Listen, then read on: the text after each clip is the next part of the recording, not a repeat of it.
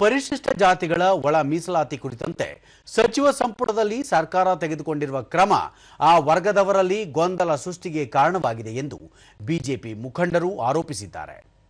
BJP ಕಚೇರಿಯಲ್ಲಿಂದು ನಡೆದ ಜಂಟಿ ಸುದ್ದಿಗೋಷ್ಠಿಯಲ್ಲಿ ಸಂಸದ ಎಂ ಗೋವಿಂದ ಕಾರಜೋಳ, ವಿಧಾನ ಪರಿಷತ್ ಪ್ರತಿಪಕ್ಷದ ನಾಯಕ ಛಲವಾದಿ ನಾರಾಯಣಸ್ವಾಮಿ, ಮಾಜಿ ಶಾಸಕ ಎನ್ ಮಹೇಶ್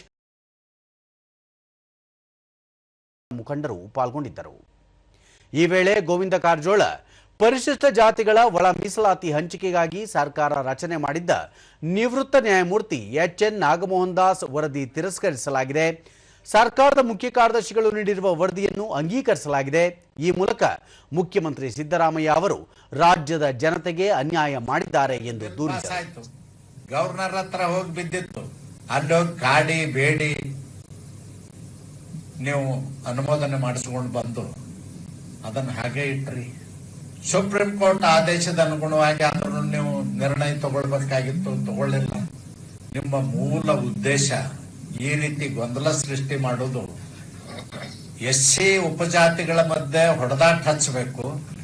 ಇದು ಕೋರ್ಟ್ ನಲ್ಲಿ ನಿಲ್ಲಬಾರದು, ಕೋರ್ಟ್ ನಲ್ಲಿ ಬಿದ್ದು ಹೋಗಬೇಕು.